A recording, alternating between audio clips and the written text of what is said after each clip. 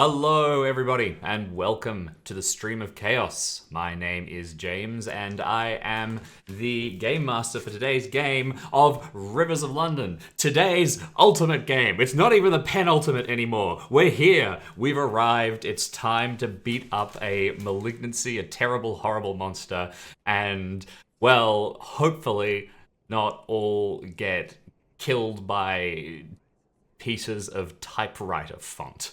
We'll see just exactly how we go. At any rate, I'm here with this fantastic cast I'm always here with. I will get them to introduce themselves in just a moment. First of all, though, big thanks to Roll20 and to Sirenscape, tools which we use to improve our games. I'd also like to very quickly say we will be talking about what's coming next, so what we're playing after this at the end of the stream today, but we'll keep that as a little secret until then to entice you. At any rate, let's jump across and get people to introduce themselves, starting with Art. Hello, Art. Hello, Jim. How you doing? What's on your mind? I was just gonna come in with "Hi, I'm Art," and apparently I'm enticing. But then you started it like a late night talk show interview, and I got confused. What projects are you working on at the minute? I'm projecting many things, but the biggest one. The most impressive one, I think, is the character that I'm playing in this wonderful game. Nice pivot. Thanks. Well done. It's almost like we do this for a living.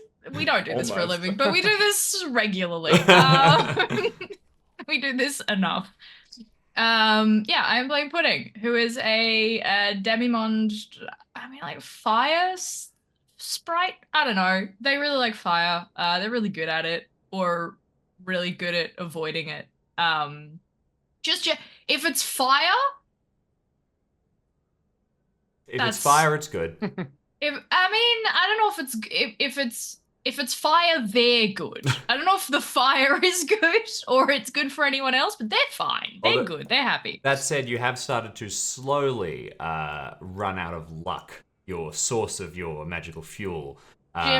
Jim, I love you. I have 75 out of 80. I'm good. Never mind. Let's move on to Jackson. Hey.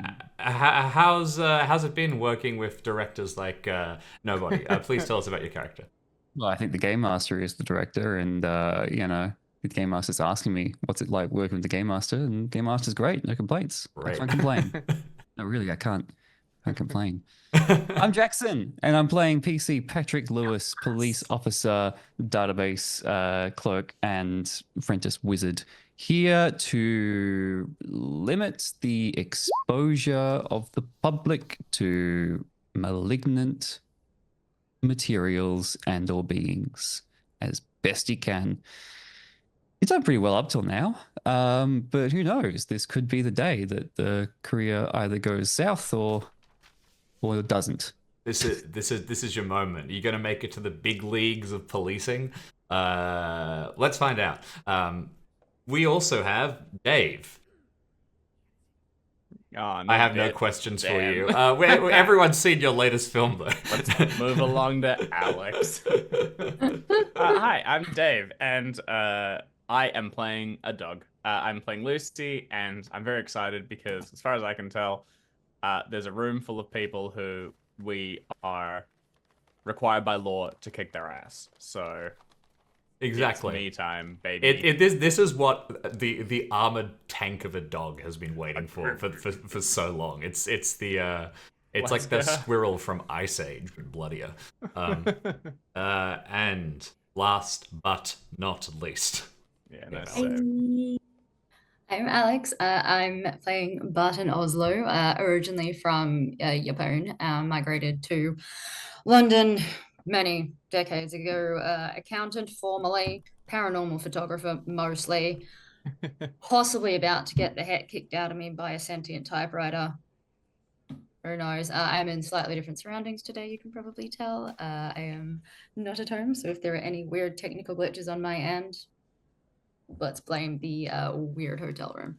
it's currently Let's coming blame through. the Australian internet. Currently coming Oh, through yeah. perfectly. The Australian perfectly internet is so bad that I'm tethering off my phone. reliably at this point. So We've got bad news. That's still in Australia. Yeah. It is the cellular network, though, which is, it's depending how on which the body one, fights maybe not disease. the worst. At any rate, so yes, we're this is our final episode of Rivers of London, and our investigators, members of the Folly, have been investigating bad vibes that turned into a murder. After tracking the source of them all the way through, they have figured out that an ancient artifact has been basically dredged up from the bottom of a river where it has lain undisturbed. You mean the Thames, James? A river makes it sound like, just any river. Any old river. No, the Thames. Technically, there's some slight interchange between the Fleet and the Thames at that point. So yeah, you are right. Yes, but I feel like if we lived in this world and you stood in front of Mama Thames and went, "Oh yeah, a river," a river, a river, you would. I think you would find yourself drowned. I'd be in a terrible boat accident while I was flying or something like that. It'd be awful.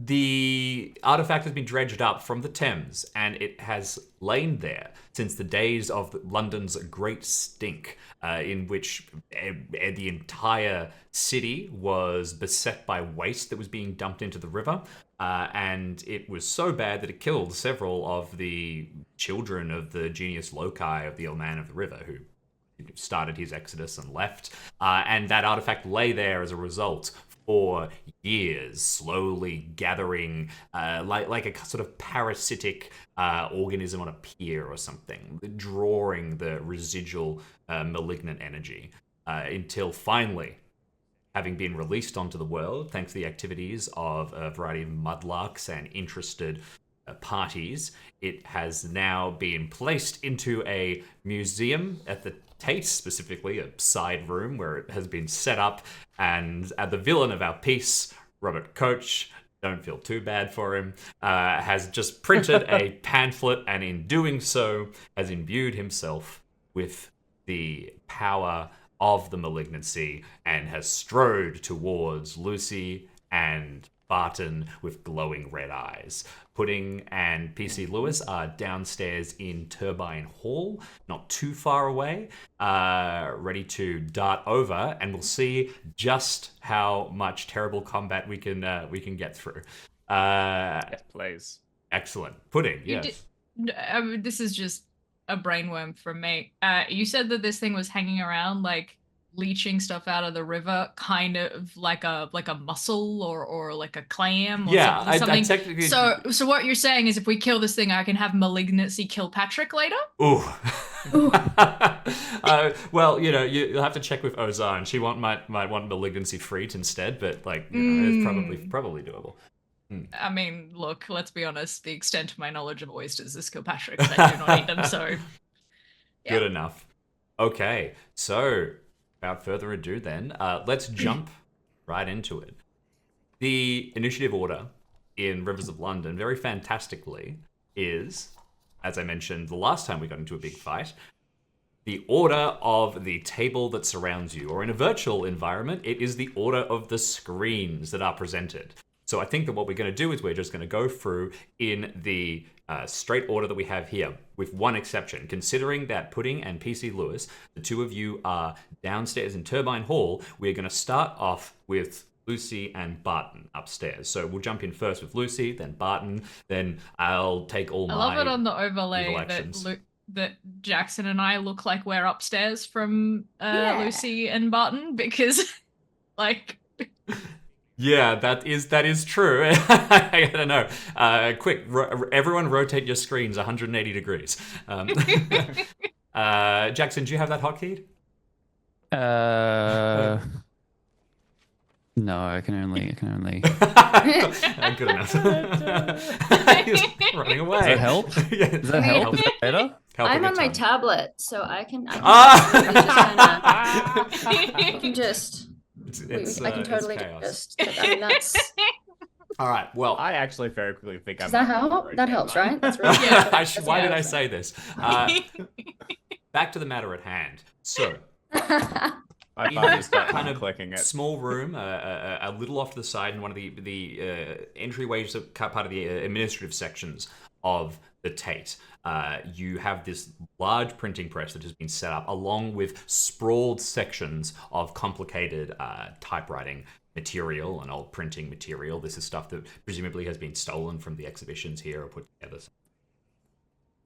Coach himself is a little bit of a creepy guy in that he's extremely well built for it just isn't entirely congruent for the rest of his appearance. But now he has these glowing red eyes, and you can feel coming off him in waves the emanating vestigia of the malignancy. You now knowing about the fact that this thing was lying in the Thames for so long can probably detect that vestigia, that horrible smell, is directly linked to the Great Stink. It is that evil energy that has been soaking into the damn thing for so long.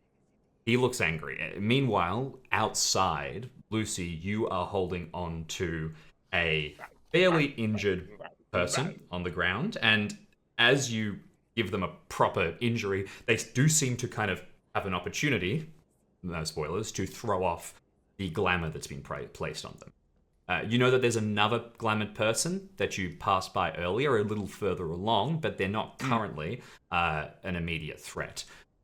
Coach looks dangerous, and you can feel that power emanating what is a off him. glamour? The glamour, what is he throwing off? they seemed like they were possessed, basically, or they were. This is they were a little spaced out. Thought it was They like were a charmed. gnome. Yeah. In D&D terms, Encouraged. they got charmed. They Yeah, got, I mean, they Encouraged got to charm act a certain personed. way. You remember that guy that like I just had to kind of walk through because Yep. it was not. Yeah. Now, It was like an illusion thing. He was a little guy. I'm not sure how Lucy would conceptualize that. You can probably feel the magic emanating off to a certain extent, but also they are a threat, at least until they can get the glamour off. I sort of leave that in your hands, and feel free to either play straight and narrow as dog-brained, I or donked to him pretty handily. You did. Is he like? Do I need to hit him again? He's hurt, but if this hasn't successfully, if this hasn't successfully broken the glamour, which you'll get a chance to roll against on his turn, he will probably just keep trying to hinder you. That said, he's injured. Like you, I believe, did 2 points of damage to him, which is I rolled it. I rolled an extreme on the strength. I think I was 3. 3. I mean. So he's really seriously hurt then. At that case, 3 damage. 3 damage is down. So actually, I repeal that. They're only a half and full, right? So I just rolled the second level. I don't think I crit. Everybody's got 4 hit points, essentially. Is that fair to say? Everyone has 4 hit points. There are some caveats, but 4 is considered to be a mortal wound, whereas 3 is you're downed. So that's enough, basically. We've got impaired on our sheet as well, but that's something separate to like health. That's not like if you're down, you might also be impaired, but you're down and then you're out. You're dead. You're gone forever. Out of this world. Technically, you do have an option to make use of a feature called the disfigurement option, which is something that relates to a detail from the Rivers of London books, which we can go into if any of you get really seriously injured. But for now, Like for example, your face falls off. no fun. Lucy, what's the plan? I will give him a chance to shake off his glamour, and I'll bound forward after Barton into the room and head towards just the nearest other the shield up? threat thing. I have my shield, but it's moved with me into the room with old mate. So the door is clear. You've got enough space then to be able to slip through Lucy. You leave this person on the ground. You're pretty sure that they'll be shaking stars from their head, considering that they are down before they have to shake the glamour off. But you rush past and you can see Coach, this sort of looming, threatening figure, standing oddly, and you want to try and go straight for him? So for him, we've had like 2 senses of... There's been 2 vestigias that have been a boot. There was the one that messed up the Munchie Man and just led to the no good, very bad vibes. And then there was the other more pungent that we thought was tied to the artifact. Would I get the sense that Coach is the source of the bad vibes, the artifact is source of the You are right that there is stink, two. or- The slight mix is that the bad vibe source, the one that messed up the Munchie Man, was the lingering presence of the artifact. Basically, when that dredged up, it like spread the sort of residue of the malignancy all over the town, which is why everyone is so messed up. That is the source of the big stink. That is what you smelt inside the church. Coach is a practitioner with a Signare that that is the other one that you were detecting, and that is the sort of salpeter you would now be able to get, that chemically smell, which is just the way that his magic presents itself. Okay, gotcha. All right. So either way, that's both of the potential practitioners, etc., are in the same. The two sources I've gotten are before me. Time to get them. I'll lunge forward, and I'll go to just maneuver, I guess, at this point. I imagine we're going to want to question and figure out what he's doing. Also, I don't know what he's up to. So plan A will just be kind of get him on the ground and hold on to him. Makes total sense. Okay. All right. So Got a spell for this, bucko. Trying to bite him with my teeth. all right, you go rushing forward, and I will ask you to make a fighting roll here. Nice and simple. Yeah. What could go possibly wrong? Success. Okay, fantastic. So as you go racing forward, you're trying to jump in and just restrain Coach at this point. Come here. Coach is going to try and fight back. And as they Wizard of him. do, you're not just facing the wizard now. The magic from the press has sort of launched into him. You see his eyes flash and he moves. You see his body kind of twist a little unnaturally, and when he strikes out, it's with quite a bit of strength. So he seems to be relatively strong. You kind of thinking like could punch through a wall sort of thing. Fortunately, not a particularly good fighter. So, swings out and fluffs it entirely. Like, just tries to punch you as you come in. You just skid aside, dive on, grab onto Coach, and wrench him sideways. For all of the magic in him, he is still not too heavy, and you spin him round. He goes falling down onto one arm, and you can like dive in and you start rolling him sideways. You've effectively immobilized him, but that was your intention, right? Okay, perfect. All going well. Thank you.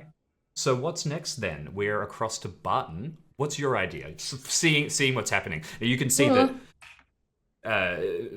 Coach still looks in control of the situation despite having been knocked. This is a dangerous opponent. Yeah, I don't know anything about getting spirits out of dudes. Like literally no things. At my disposal, I have shield, bunch of points I can throw into shield, Cindere, and the version of Cindere that is basically a knife. Yeah, exactly. I'm not a violent dude. Cast stab. Yeah. I mean, I could cast stab, but like, I'm not a violent dude. Are you casting stab or are you casting shank? It's stab at this also- point. could also It's a big try- boy spell. It's like my second order. It's the second order mastered spell. So it's a. This is not a butter knife. This is a Yeah. hunting knife. Could also try to Yeah. get in touch with the others because we scrambled the phone or whatever. But Well, I like, just in flicked theory, my this is the battery person out, we but- need to talk to about. Yeah, your phone, you whatever. can reset it. You can also, if I you can, would but like, I would have to run to do that. you can also try and I'm happy for you to make a roll here, like a magic roll, if you would like to just see if you can Yeah. figure out anything about the actual Just my instinct is to piss bolt. To be honest, Seems but sensible. I would like to flashbulb isn't gonna well flashbulb might actually help me here, mightn't it? I'm just having a look at my spell and seeing what I can do by pumping points into it, because it's a toss up at this point between look, I think I'm just gonna have to. You're also not an unlimited font of magic No, points to be. I'm So, not. nor a font of all evil. Nor am I a font of all evil. Oh. While you think, genuinely, Yeah, because you can have my a plan. character sheet got a No, bit that's stuffed up, all so I'm good. looking Take for your time. the page where my spells are. That's all good. Take your time and read through it. We'll jump across to Pudding and PC Lewis. And this is, I think, this is actually perfect for Actually, no, Barton, you know 'cause it's what? Yep. I'm gonna Cinderare him. Not my knife spell. I'm gonna Cinderare him, bunt and pump a couple of points into it, to kind of hold him there to give Lucy and I a chance to fuck off ski and meet the others. Excellent. So And this is at this get to the others. at this stage, just a like you are leaning into holding him completely locked in place. That Yeah. makes total sense to me. So first of all, I will get you to roll a magic roll. You've mastered Cinderare, I have. in which case you can have a bonus die on the magic roll. Thank you. Yeah, and I'm gonna pump 4 points into it if I get it. So just to be like, bloody stay, mate. Yep. Oh, that's not right. Is it? Yes, no, it is. Looks Uh, good. Good. It's a good looking That's number. a hard. Okay. That's a hard. All right. So on a Is it worth rolling the d10 on the off chance you get a 10 and then it's like a no, yeah, it's not be a crit. It will not change anything at this point. But I will flag that We'll do it anyway, traditionally you're just holding because Cinderare by base just holds something about the size of a watermelon. So you are going to have to pump an extra magic point into that to get it to be someone the size of a person, right? Well, actually, it's going to be, I'm going to pump, well, it'll be 4 total. So I'm going to pump an extra 3 into it, Wow. which increases the amount that can be lifted / held to that of an average car. Because I don't know what basically consuming a whole ass printing press has done to this dude. You do that, and Yeah. I'll tell you what. Good call. It's a really good idea, a good plan, because moments after you do it, you hold in place. And do you give any signal to Lucy at this point, being like, back up? Do you yell? Do you go for a run?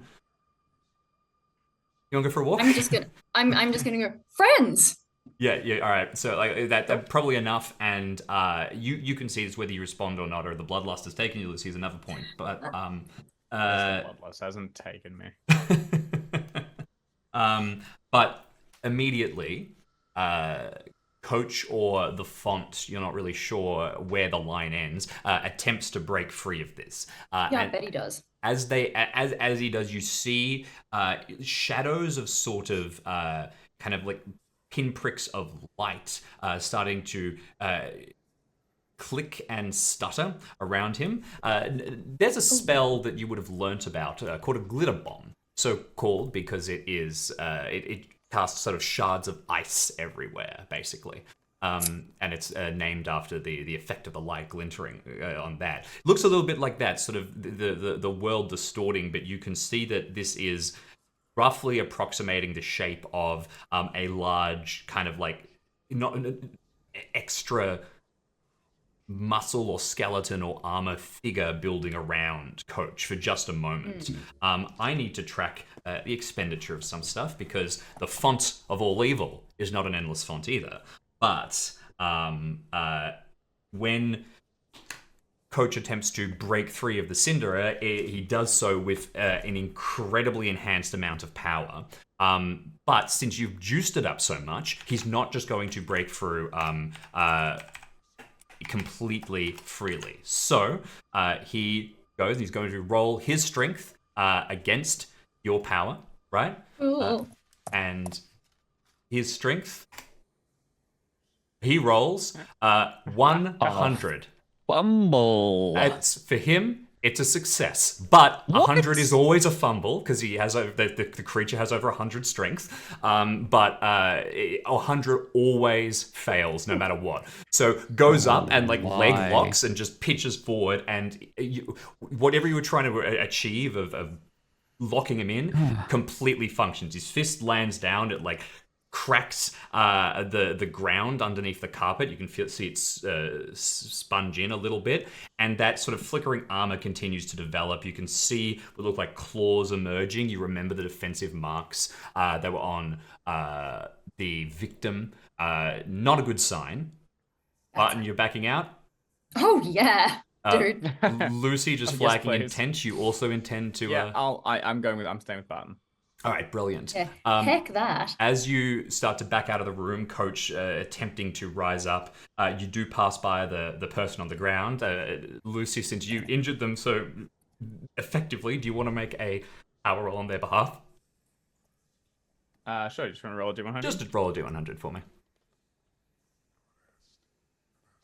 Oh, he's back. Oh, baby. okay. Shakes off the glamour, Yeah. blinks, looks down at their leg, I think is where you grab them, and starts to yell and look down as they come back to themselves, realizing exactly what happens. It's the NPC show. NPCs rolling a fumble and a crit. Outrageous. They're stealing our thunder.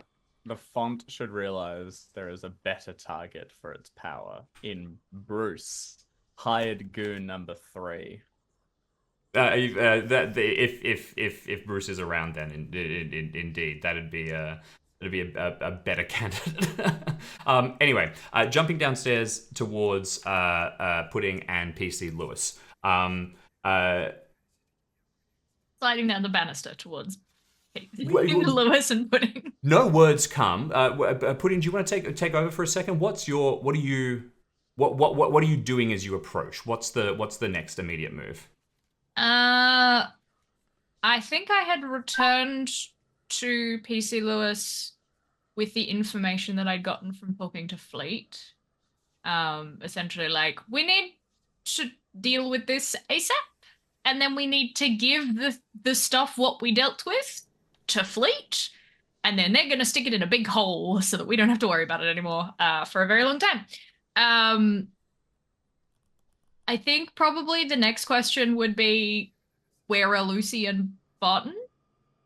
Well, I can tell you, Comment? I haven't heard from them in some time. They were last, I think, headed in this direction. They haven't gotten back in touch. I think we'd better go and join them. I think you get, I haven't heard from them, and they were, and if you give a direction, Pudding is already on their way. Very good. Don't even listen to that, and we should go after them. They're just like, oh no, friends in danger, gotta go. I will catch up to Pudding and then say, actually, no, it's a right here. Right, gotcha. So, Yeah, I think Pudding's just like beelining it towards where they went, because they don't plan often. Mostly it's instinct. And instinct is, oh no, friends. That makes total sense. So you, as soon as you realize that you haven't heard from them for a little bit, you know the approximate direction that they went are going to head off and start running out of Turbine Hall. approximate direction. Jim, if Pudding doesn't plan at all, I plan too much. You've got the map. Yeah, exactly. And I know exactly where they are and where the nearest exits are and what possible route that they could take out of the building. It's more that I think that you, I'm at this stage wondering if you'd have the capacity to explain in detail to Pudding the firm directions before they are just gone, relying on the knowledge to get them through the museum, the Tate as well. You'll memorize it. People, yeah. No. Again, if I get too far ahead of PC Lewis, who isn't already yelling directions as I go past corridors, I suspect there is a point where I run past a corridor and PC Lewis goes left, and I like turn around and I'm like, which left? And you're like, the one you just, and then it's like you mean my right? Because obviously we'd be facing each other at that point, and there's just a delightful comedy of Benny Hill stuff going on. Which will allow the viewers at home to imagine for themselves. Yeah, just imagine that. And if you enjoyed that, you can imagine other humorous things, as this progresses. And that's the power of imagination, folks. And that's how Barton and Below, Lucy what died. scene you're imagining? Look. Let's just imagine that we're not about to get eaten. So We said anything about eating. This thing is a printing press. No, It presses, I'm it going don't to eat. eat. Oh, Lucy's gonna eat everyone. Okay. Oh, when- does the malignancy possess dogs?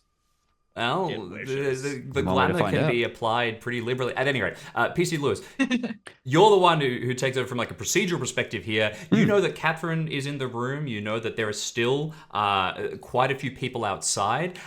You can also probably, as a practitioner, start to feel just in the back of your mind the edges of strong magic. Yeah. If I can feel the spells going off, that's bad news. You're a decent chunk away. So at the very least, the hairs in the back of your neck are rising. But do you want to make a sense vestigia roll, and we'll see just how urgently you are detecting things. That is such a good idea, Jim. I'm going to do my luck roll first because Good I plan. haven't done that yet. I succeed, so I get no luck back. Okay. That's awful. And now I'm going to go for the sense vestigia, which is a success. But did you need a heart on that one? No, that's totally fine. I mean, you get that the presence of the vestigia is growing. It's bad, and then you suddenly get the tickling of Barton's signare, and you know immediately that that things are kicking off. Good. If I've got a little bit, if I do have time while running down the corridors, I think I better get on the airwave and send some messages out. What are you going to send a call for? Do you want a cordon set up? Do you want So you could call in heavies? I've got the screamers in my pocket, but I Mhm. don't think we're there yet. I'll just say there's a possible Falcon incident developing at the Tate Museum. And then, like, I looked at the map. I know where Barton and Lucy went dark, the point closest to the street, you know? Yep. I'll say that point is where the possible situation is developing. Any officers with eyes on the scene would be appreciated, but we should also begin a quiet evacuation of the Tate itself, if at all possible. You already have Ozan. That was just as a reminder at the end. I talked to Ozan, and the vibe was don't evacuate. Like, she's also helping to keep everyone corralled in the turbine hall. Right. Well, if you told me that, I'd probably say an evacuation for the Tate may be needed. I think you got a hard success on a lot of the lore rolls that you were coming through setting this up. You've sort of got the established cordon and everything.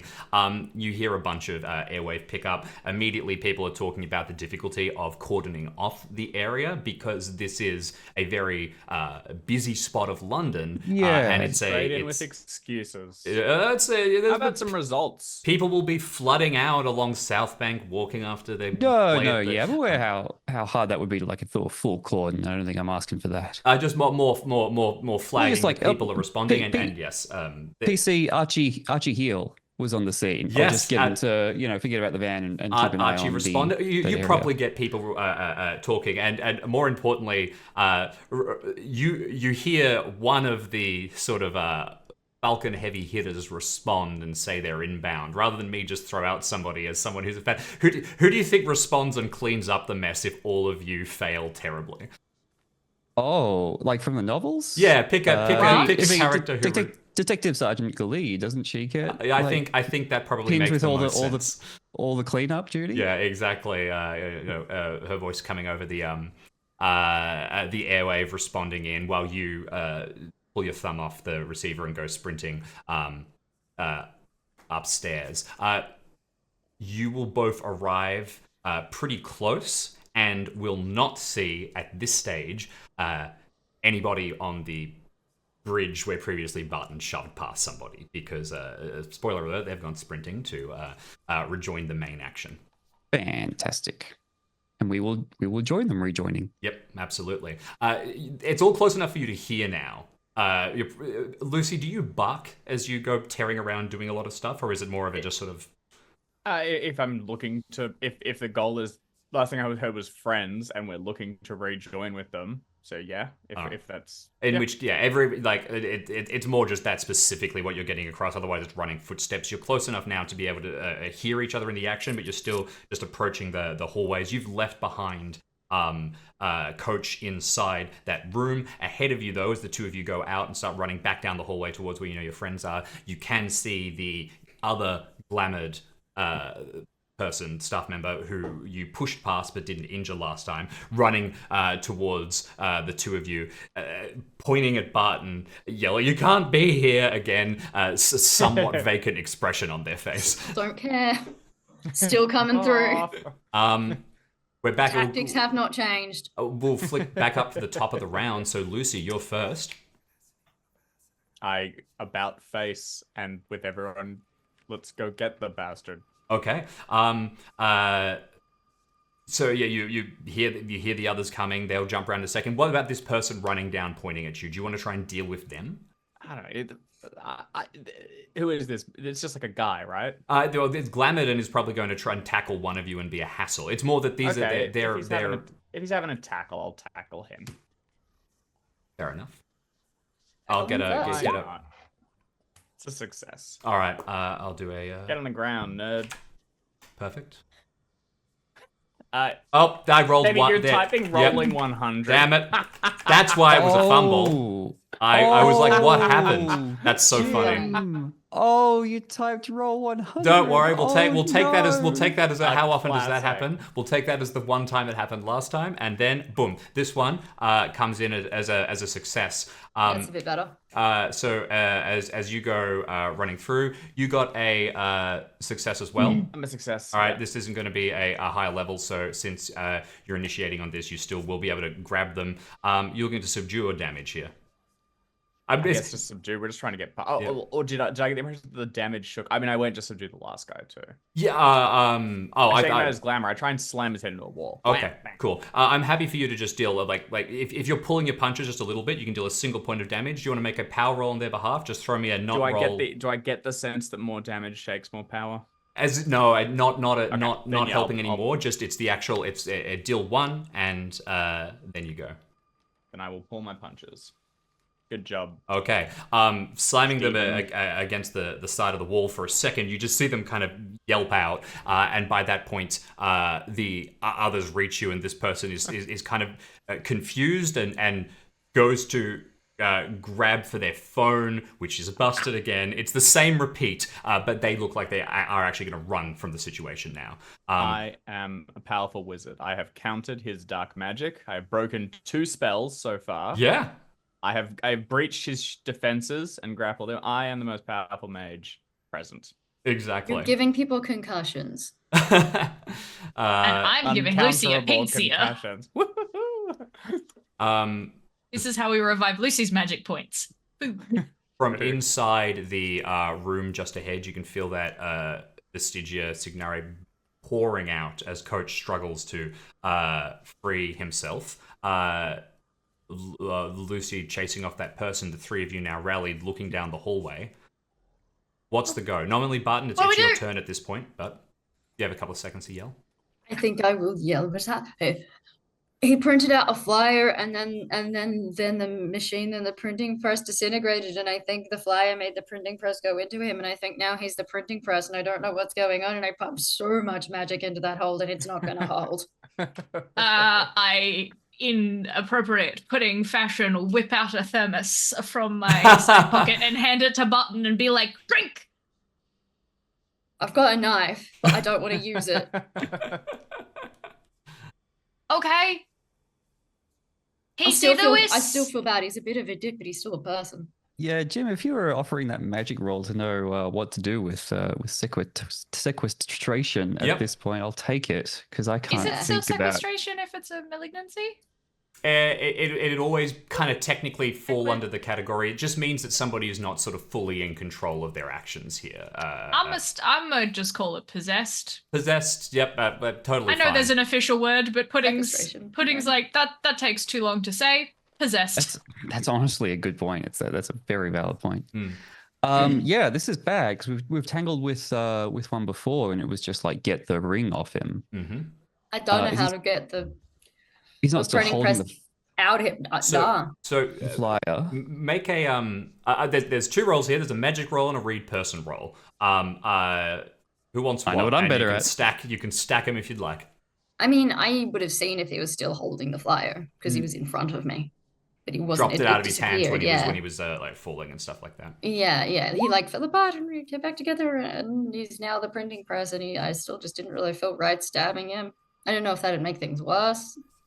I got a regular success on my magical read of the situation. Okay, fantastic. What was the other role? Sorry, A Joe? read person roll. You haven't actually seen Coach yet, though. Pudding. I'm Doesn't afraid. matter. Couldn't do it anyway. Pudding takes people on face value. Dude is angry and possessed. Dude's angry and possessed. If I remember correctly, Yeah. I'm actually our highest rate. Yes. Yeah, I'm yeah. higher. I'm higher in Points I put in. observation. Dogs have a good natural instinct about people. That's right. Yeah. Yeah, but then we need a read dog skill. yeah.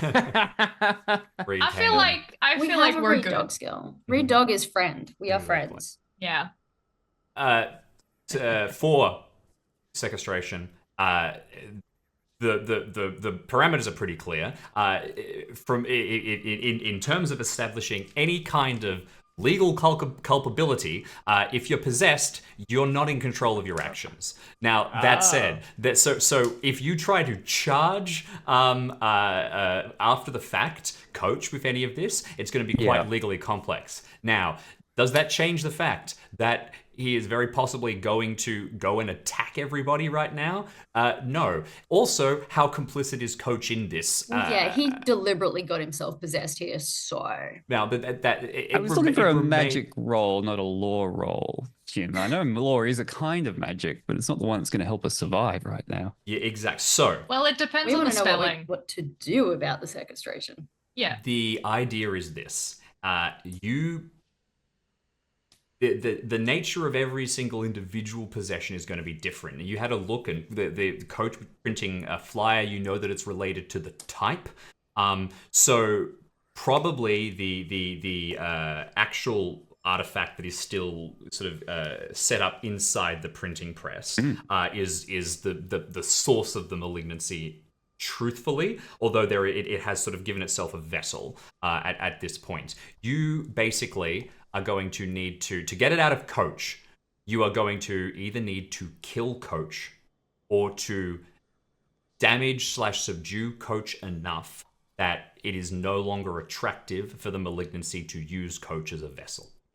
Right, Lucy, bite his legs off. I'm on it. Hold on. Wait a second. So the printing press is gone. No, so that may have been a missed element of description from me. The printing press that was used is still set up in there with all the bits and the artifacts and the types. It is that as the flyer was printed, it looks like some of the power from the pieces that were dredged up from the Thames have shot magic into Coach. Okay, so like this isn't something where if we can make the printing press go away, there isn't a tether between like him and the printing press. It's like he's now just his entity in and of himself. The biggest thing you need to get rid of is ultimately those typeset pieces. They are the source of the malignancy that is emanating, but the malignancy has sort of like fired a section of itself into. Now, just to be clear, the printing press is the structurally this is the machine around. The key is those parts, those little pieces of metal that were dredged up, which are now set into it. Presumably, throwing them into the river is not the answer. 'cause That would went probably poorly last time. be a very bad idea. Delay it. That'd make it the next generation's problem. I don't know if I have it. We're gonna throw them in the hole that Fleet offered. The pit of despair. But you just got the tin that they came in. Perhaps it contained the tin, the box, metal box. Perhaps it contained the pieces for that long. Putting some of them back in there will contain it, while others of us try to subdue Coach. Well, and also I think we have to get the magic out of Coach. We have to make him an unattractive host. Otherwise, the keys are just keys. Then It goes back in the keys, and then we fuck up the key. How much heat does it take to melt? I was thinking curiously. a lot of fire might solve Yeah, this. a lot of fire certainly couldn't hurt. All right, mean, well, let's get back in there. Do you want? I think we need the keys need to maybe still be there because we need to contain this thing, and the best way is to like make sure that they are from the information I got, we need to deliver those keys to Fleet and Mama Thames, because they have a place to store that stuff safely. We don't want it out in the world, and I don't know how magic works, but my instinct is if we destroy the keys, there's just that in the world. It's just going to float around, untethered until it, But that said, if it's connected to the keys, I mean, I bless you all for suggesting it, but I had that idea last week. Yeah. Great, What let's do if it. we get Toby here to be the host? You may have to I've got the little injure terror Toby dog. tragically to unhost Damn, him. So that sucks. Yeah. Let's get Hobie on the horn. All right. Hobie. So you've had the idea of sort of fire as you sort of like hurriedly chatter. You can hear Coach struggling again. You've been I given assume I can feel him trying to get out of what I have popped him into there. I think that given you guys got sort of a equivalent of a couple of rounds of sort of back and forth some ideas, Coach will struggle, eventually break free, and then go in a second storming out. So you've had the idea fire, right? You've discarded the idea of fire. Discarded the idea of fire. Injure the host enough, injure Coach enough to make him an unattractive host. Get the keys into the box. Ideally, have them ready in the box that we can slam the box shut when the magic vacates All Mate. Ideally, if the injuring of Coach then also prevents him from running away, then that's an easy one to hand him over to the authorities because he did do this Absolutely. himself quite deliberately. The last bit of your magical success, just quickly, PC Lewis, you would guess that even if Coach is disabled as a combatant here, the malignancy probably has the capacity to stay in the fight. It's just that at the minute, it's much easier and less taxing on its resources to do so from within Coach. We got to do a two-pronged plan here. We got to incapacitate Coach, and we got to start taking apart the machine. Yeah. Well, otherwise dealing with it. Fire is still an option. It's just maybe not an option to like melt the keys. Yeah, no. Fire's always an option. Fire is forever an option because of me. Well, Because of who I am as a person. But the fire could be useful in dismantling the actual printing press machine so that you cannot put the keys back. You also don't know what kind of metal the printing pieces are made out of. Only one way to find out. Well, but yeah, I think I'm going to go for the dismantling keys. press. Okay. That's my plan. I got the box. Okay. I'm going for the keys. I'm dexterous. I'm quick. Let's go. So I'm going to hold Coach in place as long as we can, All right. since I've already got it going. I've Still got magic points, but what's going to happen when I run low on magic points is I'm going to be simply then, I guess, dismantling the printing press. But yeah, I'm happy to keep him in place until I'm asked otherwise, or run out of magic, whatever happens first. Sure. So as I mentioned, Coach is going to break through your first instance of the spell because otherwise we would have been doing successive combat rounds. So I'll smooth that over by that. Bursts out of the door and turns towards you. Now you can recast here at this point. That is something that is totally fine. But as Coach comes out, you can really see this sort of almost flicking shell of light shimmering around him as he starts to barrel down the hallway. There's just one problem. He's come out, he sees the collection of you, and he runs in the other direction.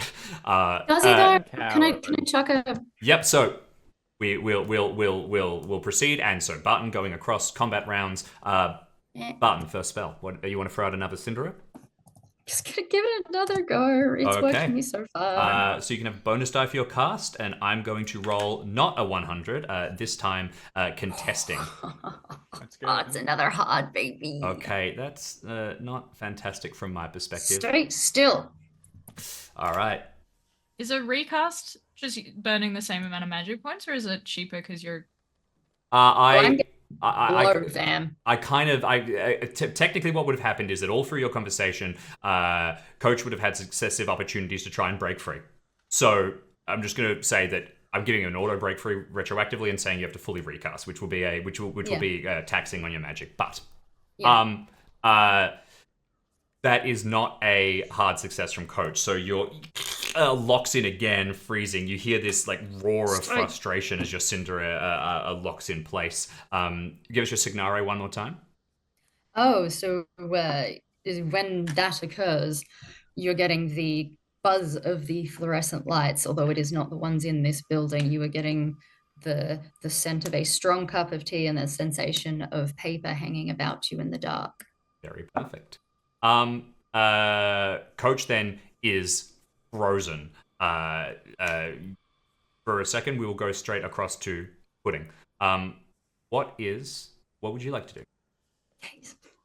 Hiss vault into the room with the printing press and start yanking out typography keys. Also, while I'm doing that, two things, if I may. Yes. I'm hoping I can do this in conjunction, or if not, this will be my plan. As I am pulling the keys out, I would like to press firmly into one of them with anything metallic that I have to hand. I'm assuming I have a vibe that Pudding is someone who probably has a Swiss Army knife on them at all times. Yep. Just because I have a backpack of stuff, but I'm happy to roll some luck if we need to. But I want to press something metallic firmly into the keys because if it dents, they're lead. That means that they have a lower melting point. If they're easy to score or dent, they probably have a lower melting point. If they don't move at all, then they're probably higher, and that gives me an idea of whether or not I want to burn this printing press immediately or try and get the keys out first, then burn the press. You go sprinting sideways. You pass by. I know Coach. Chemistry as a person, not as a character. But you do know fire as a character and how things do. melt. You go sprinting right past Coach, who you can't see their eyes, but you just dart into the side room. Can I, as I go past, go, hello, your problem, and then just keep going. Absolutely. No response as you dart in, sprint into the room. You can see the press set up along with the various bits and pieces that have been moved through. You can immediately spot the actual pieces attached, and you walk over, grab one, take it out with the knife, flipping towards it, pressing the blade in, and it sinks in a little to the metal. This is absolutely lead, and your knowledge of fire goes, isn't that extremely convenient? Yes. The pieces of the tie bar made of lead. Great. So they are probably they are meltable with a high level of magic, but probably not a low level. You are also inside the Tate Modern, and you are talking about a lot of fire here. That said, you're kind of... if it's a modern building, it's gonna have like sprinklers. Yeah, I also have the capacity to literally the little text that like when you're picking what magic you have. The example is fire, and the text for it is bend fire to their will. I totally get that. So I feel like I can set something on fire and then be like, no, you don't, no sparks, everything just... I feel like you could burn the inside of all of the wood you're to the point that it collapses without there being any visible flame. The source of your magic is also the Great Fire of London. Yeah. So there's some give and take there. I get the feeling that like there is. I'm not saying I wouldn't need to spend an awful lot of luck to make sure to like keep everything under wraps, but you've got a lot of luck. I do. Yeah. I do have a lot of magic at my disposal right now, but I'm not using it right now. Right now, I am getting all of those keys into that box as quickly as I can. Very wise. Jumping across to DC Lewis. That's me. Yep. How did the Tsundere go? Sorry. Tsundere has successfully held him in place. He's turned down the hallway, but is frozen now, not looking towards you. In that case, do you want to read him his rights? I'm inclined to maybe later. I'm inclined to pull out my third order spell that I haven't had a chance to use yet. Hell yeah. Tell us more. Hell yeah. I don't know if this is a non-lethal spell, but I get the impression I could probably just like... it's like a tasing him, right? Nice. Just like I'm tasing him. I mean, if you have the ability to like hit someone non-lethally, I feel like maybe it costs you more magic points, but the ability to be like, no, I want this to like... So it does say it's resolved in the same manner as a firearms attack. Yep. Also, the whole point of a taser is it's like, it's a small amount of lightning in that it's just a small amount of electricity. Lightning, by definition, is a huge amount of electricity. It's true. Like, But it's only a fist-sized ball of lightning. It's so... just going to be how much damage you deal. So I think that... I mean, honestly, go for it. I mean, Oh. you also you have called in backup. You are in the thing of like, you know, had to use lethal force to apprehend a suspect. If you know, call an ambulance ambulances and immediately. stuff. That's right. Paperwork's going to be Well, extremely. I haven't mastered the spell, so I can't boost it anyway, right? So it's just going to be a regular base damage. Okay, fantastic. So, no bonus die on the magic casting roll. This is also, I think, the first instance of a third level spell that we've seen. So, do you want to describe the casting a little bit? And you can feel free to flex on the exact way that the magic presents itself. Yeah, I mean, it's probably the first time that PC Lewis has used what could potentially be lethal force. So he kind of has to like dust off the forme at the back of his head, and yeah, just like almost pretend that the person isn't there and just put himself back to practicing the spell in the laboratories in the Folly on, you know, an apple or something, and just kind of put himself back there so that it's not thinking about the human at the other end of the spell. That's the only way it's going to work. So, Ah, yeah. yes. Military training. I'll have to ask Cue why. gestures. Why? You may have to say it out loud. I don't know. I love it. Or just muttered under your breath. It's interesting. I think there's a story there about why PC Lewis learnt ball lightning, but that is probably less interesting than the ball lightning firing down the hallway. So let's do it. Roll me a magic roll. I would love to.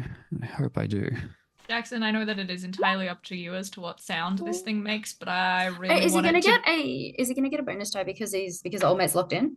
No, the circumstances are just so difficult at this point that the issue is not, are you going to hit him? It's lightning going down a corridor to a still target. That's not the hard bit. The point is just. I'm glad I'm in another room. Yeah, you Same. ducked out of the way. Yeah. Also, can this make a Star Wars pew noise? Absolutely, it does. All right. Signare Depression. ripples, and the ball of lightning goes firing. Oh no. My Signare is the sound of a typewriter. Exactly. Oh, I did think that was funny. Oh. And very apt. Do you have how are we looking from a magic perspective there? Okay, I think this is probably the time to spend some luck. So 9 Yeah. points of luck for a regular success. Okay, perfect. On a regular success, then the ball of lightning goes careening straight down towards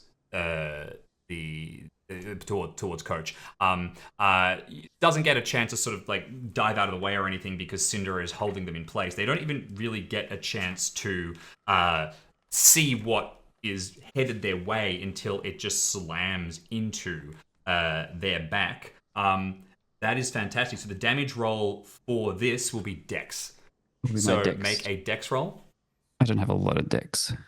You're probably not looking to do a ton of damage here, so that, oh my god, Jackson. I do. Oh my gosh. Right on target. One off a critical success, Buddy. which would have done an extra 3 damage. Oh my god. So But the base that's not really what I want. the base spell inflicts 2 damage. Mate, you With, Oh, no. with a hard success, you'll deal an additional 2 points of damage. Oh no. Uh, oh no! You it cut is off his the legs. damage. I think he's juiced. I think up. you killed I think him. You're okay. I doubt it.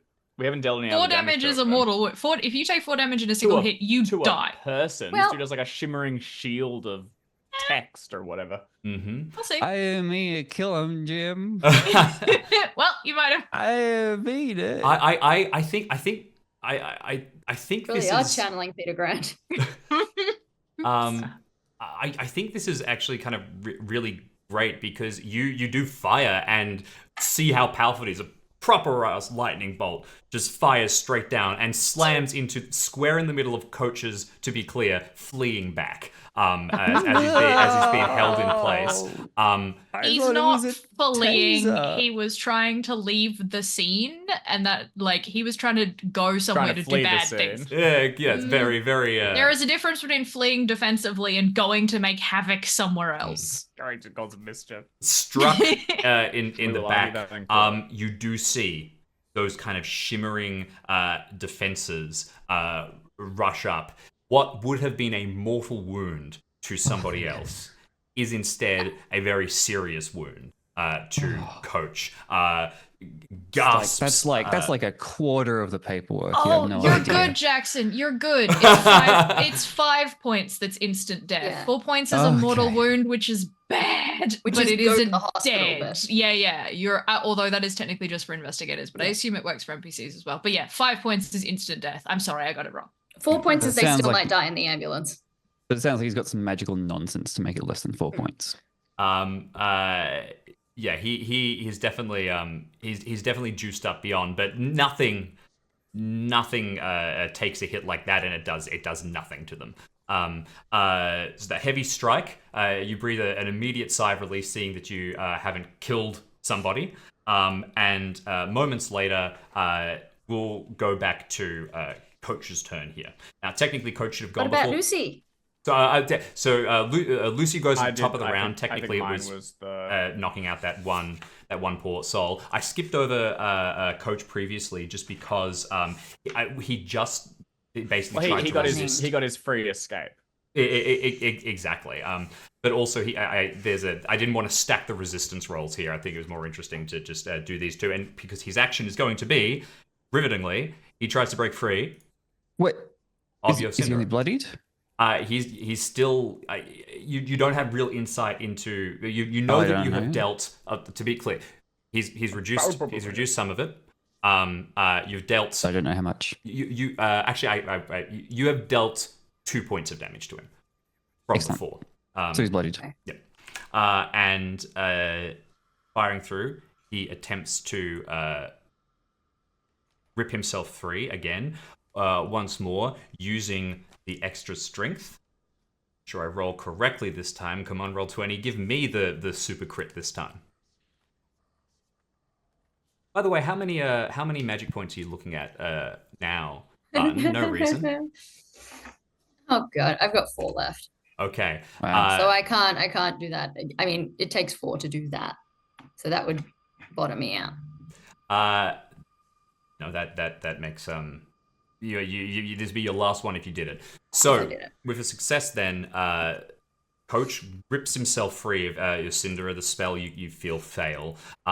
Turns for a second to look over his shoulder, and you can see that mental calculus as he looks in towards where Pudding is on the type. I'm still looking good, dude. The collection of you now. I'm low, but I can do that again, buddy. He absolutely can. And given the sort of maths of where everything is, what's happening, Coach doesn't know that you have the capacity to suddenly burn things, Pudding. So he keeps running, trying to split you up. It looks like nominally he's probably heading to try and get out of the... to split up at this point, ditching the actual type behind him. Okay. So he properly... Lucy. Heads down the corridor now and turns. Lucy, I get his ass. you go sprinting straight after, coming fastest. forward and leaping towards him. Give me a fighting check. Rip his fucking face off. Give me a guy. Okay, I'll give you 5. Fantastic. It's a good roll. He's going to strike back out against you. I pre-called my 5 for the hard. Okay, it didn't need it as well. Again, he just sort of bats behind him. It's a real, if he strikes, you just think it's going to be bad. A brief spoiler, you're starting to see a bit of the fight. He ignores natural toughness if he hits you and stuff like that. So there's all kinds of fun things like that. I forgot I have a bonus dice, sorry, so I don't spend the 5 because that would have gotten it for me. Okay. Are you... Right. This is a. I'm gonna go for damage. It looks like he has some resistance, and he doesn't want to stay down, so this will put him down. All right. That's ideal. Oh my god, another 2. Oh, Coach, Um, Oh damn it. my baby, E.G. So you also My have baby. you have your teeth, then you have your feature, which You keep means them in that a pocket. natural weapons. Which gives me the bonus dice. It's not extra damage. It's extra attack. I see. Okay, my mistake then. That's my signature weapon. Still with this though. This is wait, no. So your signature weapon is the one that gives you the sorry. Just make sure I'm not getting confused. All right. Okay. That's right. So total of this then is going to be, on a hard success, is going to be 3 points of damage. I believe so. Yeah. Coach is going to reduce that. Is only going to reduce it by 1 this time, as opposed to 2 previously. You may be able to figure out why if you. Because one's magic and one one's isn't. magical, brilliant. Yay, do I get a gold star? Excuse teacher, can I have a gold star? At this point, got two stuck. catastrophic hits here. You're going to take Coach down here. What does it look like? And it's a mortal wound. Bear in mind, Lucy. So do you just land on his throat and Yeah. Lucy thinks to her Nice. mind, "Be the lightning." Follows the crackle of light, and then he just grabs him by the calf and slams his head into the wall. I don't think he's glamored. I think I'm just doing that for fun. Then I'll stand on top of him like I did his goons not so long ago. when you as you're sort of like wrestling with him on top of him, there's a point where suddenly all the fight goes out of him completely, and you guess that is the moment that the sequestration Do I has feel a ticked over. rush of something cold going past me as the spirit flees to Mount Doom? Do I make a sense vestigia check? Yeah, why not? Possess me. Possess me. Dear God. Send me after Toby. I will be the most powerful. By sense vestigia. Dog in the Yeah. folly. Fail. Yeah. You do not sense shit. You're too happy about getting to chomp. About my biting arm. someone. And for what it's worth, you see PC Lewis and Barton, Coach, hit the ground after having been hit by a bolt of lightning, having his And a dog. neck torn out, basically. He's extremely Ew. badly injured. Sympathy for this guy. For what it's worth, if you get about an hour, if he gets proper medical attention within the hour, he might live. Oh yeah, no, we'll call an ambulance. Good You thing he got was time. running towards the exit where the people will come. Yep. I think I'm Barton. gonna exchange a look with our detective, with PC Lewis, and pop a fist bump. That was a new one. Yep.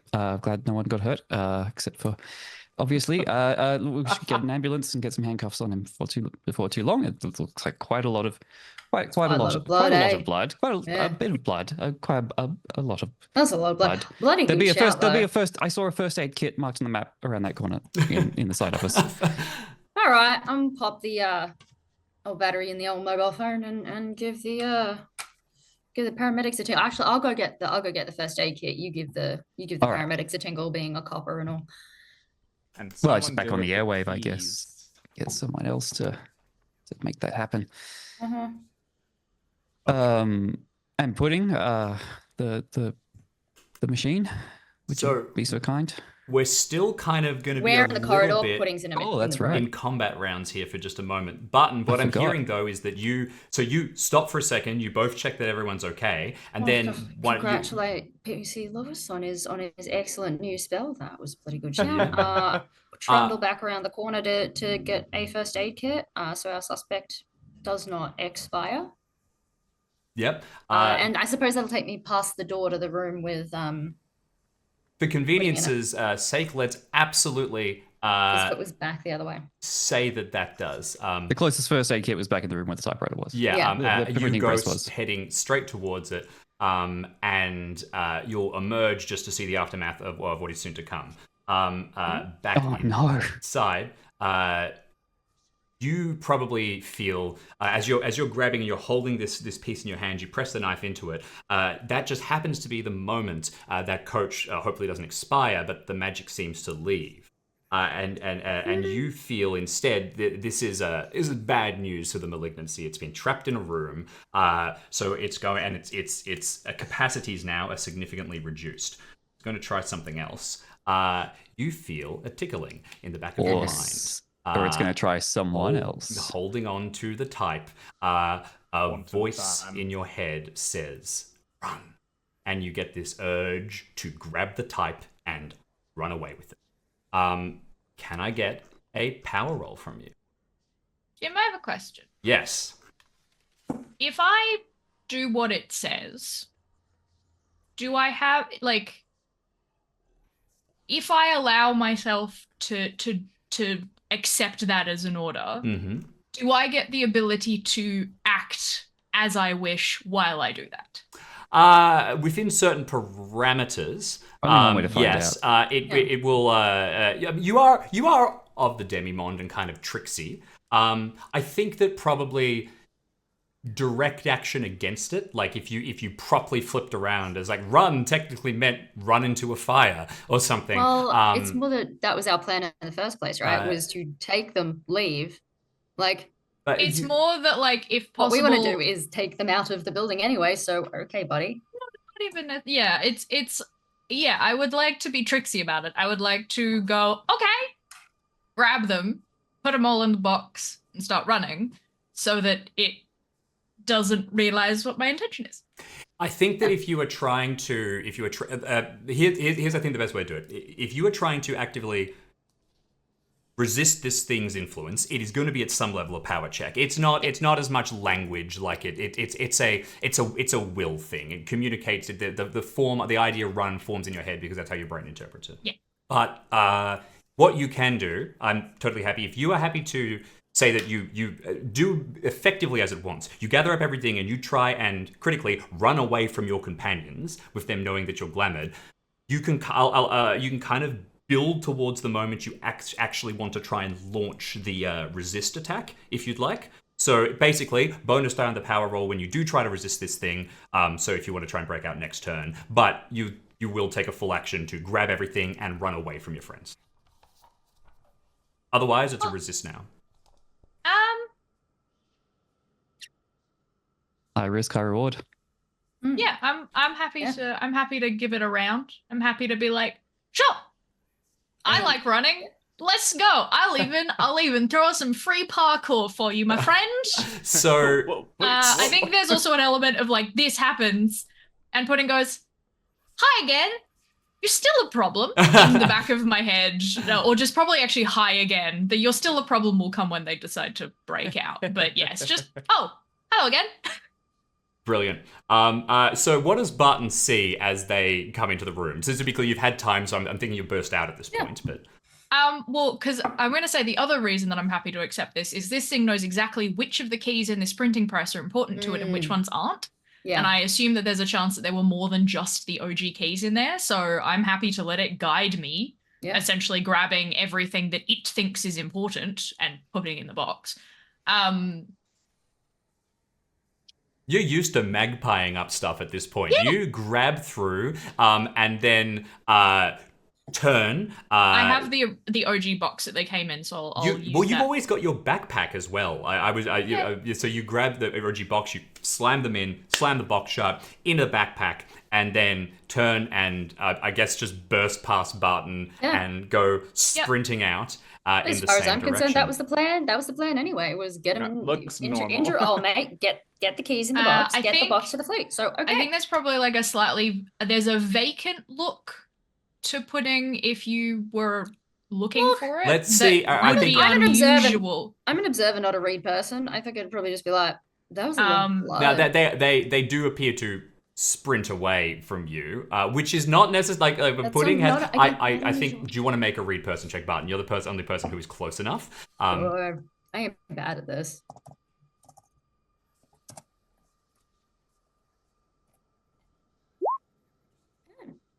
No, today I'm good at it. Apparently. Okay, so you do manage to just catch a slightly vacant expression, and there's a real like. Pudding generally looks pretty joyful when they move around. There's a real intensity of like, gotta go. But I think there's also like, I don't know if you could tell that Pudding's fine. I in feel this like I have enough faith in Pudding to know that whatever they're doing, even if I don't understand it, and it's a bit risky, that I trust them. But you would clock there was something There's going something on. different, and it's in the back of my mind to be like, okay, follow that up next. Of like, don't just assume that's going to be fine in perpetuity. Like, make sure that maybe what I'll probably do is head back into the corridor and get Lucy to track Pudding, and be like, hey, Pudding's taking the keys, as planned. Just loose, and I'm gonna just maybe grab a Fetch. I If I grab can the just see thermos. Pudding bolting, Yeah, Yep. and I'll grab the thermos that Pudding had thrown to me earlier with the tea, and kind of shake it at Lucy and indicate down the corridor of like, Okay. I will Go fetch. go. go And accompany, go my guard. intent will be, I mean, I failed my first sense vestige for like the thing shifting, so I suspect I'm not suspicious as it begins. I think I'm going in a supporting capacity, so I don't hide or anything. I just go after Pudding, and Yep. Pudding's probably about as quick as I am, so it'll take me a hot minute to get there, but I go after. Make no that makes total sense to me. You'll go bolting after. Barton, would I be correct in assuming that you are planning to stay and treat at this stage? Yeah, I'm gonna stick Well, with there's traits. piece of toast. No, different kind of trait, different kind of. Although I do go then. Pudding has the traits. Pudding has your traits anyway. Thank So Thank if you you. want one of them pig's ears, And PC Lewis, as you see suddenly all of your friends leap into different courses of action, what is your immediate instinct? Immediate instinct is to, stick with the suspect as the actual police officer on the scene. So I don't mind, Barton, if there's something else you need to do. no, I'm good here with you, and yeah. I'll try to give Coach the caution if he seems to be somewhat conscious. I but don't if think not, he's conscious. I think he's dying, mate. I think we need That's to get fine. this first aid kit applied. I'm not very good at that. I think I did a first aid course in 1974, but Fun fact: everyone can That is apply hold. first aid. It's an intelligence roll. I looked it up. I'm Nice. not very good I at was going to that. wonder if anyone had medicine. Yeah, you need to have Kind of- medicine to apply medical aid, but first aid can be done by anyone with basic intelligence. Just don't start doing the Heimlich now. I feel like that's not going to help. Yeah. Right. Yeah, then I'm still not very good at that.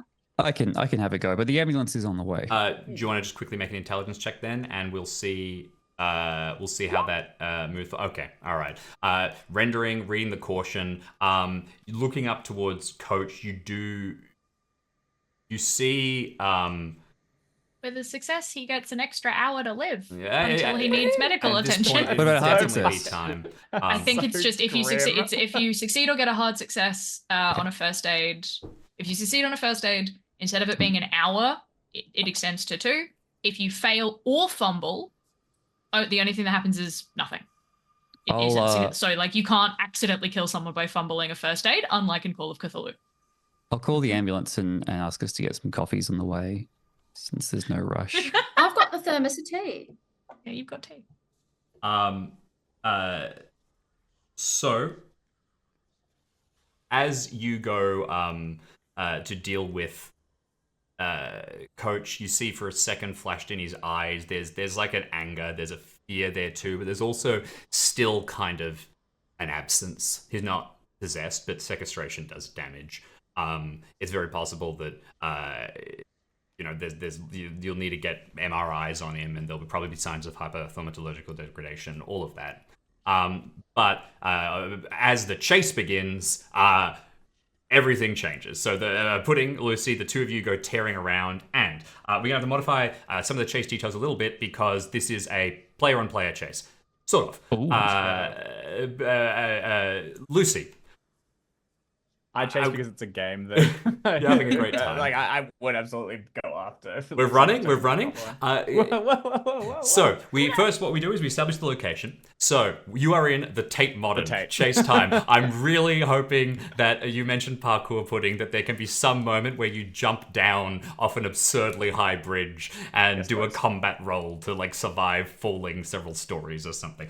But That is kind of what you do. yeah, Just hit the ground, and instead of instead of like keeping yourself rigid, which causes extended amounts of like kinetic energy to like the force of that will break things, you instead just allow yourself to crumple and roll and use the energy, like you essentially make yourself a like buffer. I would simply So take the there's- stairs, but Lucy, I need you to Physics can be fun. make a. I need you to make Specifically a luck roll. applied to parkour. Is that me making a roll? Yes, Sergeant? this establishes if because of kind of treating Did you you say as the luck? Yes, luck. I'm kind of treating you as the player here. Oh my god, a crit! This is ridiculous. 2, 2, and 1. Oh Hold my on. god. Dave, you just Stop wrote it. roll 1. Interesting. Roll 100 times. Okay, fantastic. I think, the lowest luck in the party by a lot. And I have failed my last 2 luck improvements, rolling a 20 and a 12 at the start of each Oh session. my god, that's wild. Oh my god. Well, I guess Okay. you're rolling low, so So, what this means then is that we are deciding whether there is. So we establish the location first, the Tate, and we decide whether stuff is skewed in your favor or away from your favor. Looking at the Tate, like there's plenty of spots where you could get trapped basically and be like you need to take an escalator or something or some kind of transit that is not dog appropriate, but we're going to say fortunately things are skewed for you in that there is a way for you to pursue no matter what kind of crazy parkour actions Pudding might take. Hot dog. Fast dog at the very least. Next thing up is we need to figure out movement scores. So could you both have your movement scores there available?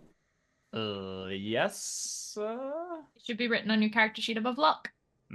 Yeah, I seem not to have filled this. That is out. okay. We can figure that out real quick. It shouldn't take long. I'm just going to confirm the statistic. One moment. I think it's just everyone has a base of. Yeah, because I think it's just I have vanilla. Like I don't have anything that makes me faster. Okay. Do any of your myriad of features change your speed, Pudding? I don't think so. I have fast reactions, which just That allows just- me to like yeah. react faster. But no, my movement speed is 8, which I think is just the default. That Okay. sounds right to me. Too. Fantastic then. All right, in the same place then, you're just going to start basically moving through and various obstacles will arise.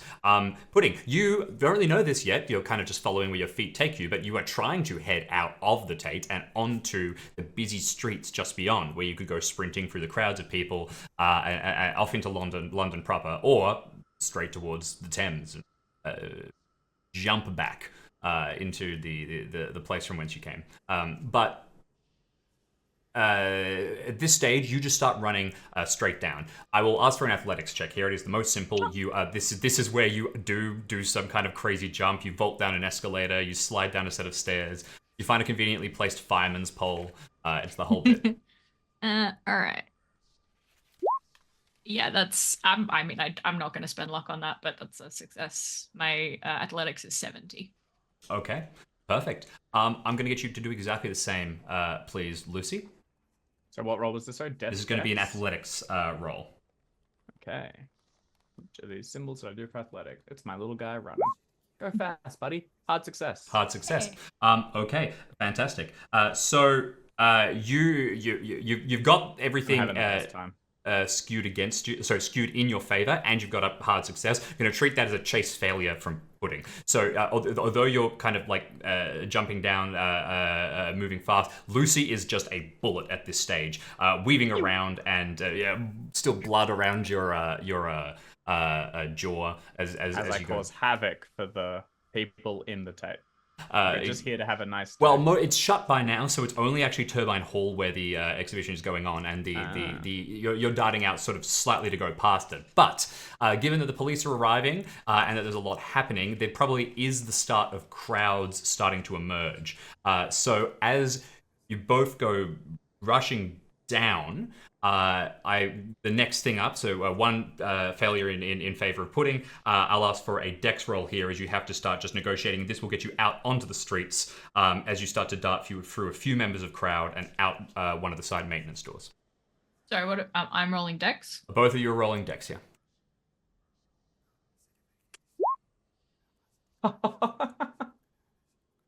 Good Uh, Lord. Also hard success.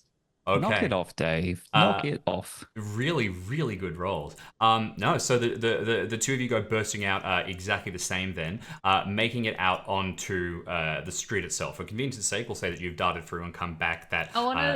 I love the idea of like doing that parkour thing where they put like one hand on a like waist high wall and like just jump entirely sideways across it and Lucy just bounding over to follow like it's a little Or it's the, darting along a back corridor and it's full of stuff and you like vault over some boxes, weave between things, and Lucy just smashing through everything as you go, but just this unstoppable bullet chased right behind, bursting out onto the street. That side door, since it's near where the van was, is where Archie has taken over on their airwave, looks up, sees sort of the same action. He's not entirely sure immediately how to react. Jumping back up, PC, Lewis, and Barton, the two of you would have had a second. You've got, I presume that since you had your airwave and knew you were heading into magic, PC Lewis, you would have had the forethought to click out, and you can battery back in. But of course.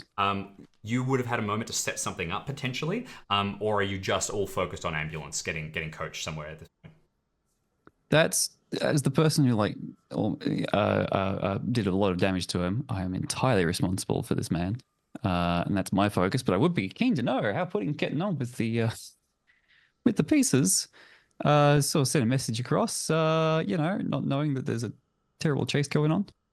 Yep. So you put forward a message into one of your just chats at this point. Then waiting for a response. What I presume is a cartoonish message notification pops up, but is just vanishes away in the sound of running footsteps. Barton, meanwhile, I assume that you've like sort of darted down. You're waving towards the paramedics, trying to get them over or stuff like that. Unless you have any other options. Yeah. No. Okay. Just grabbing. That's it. Easy.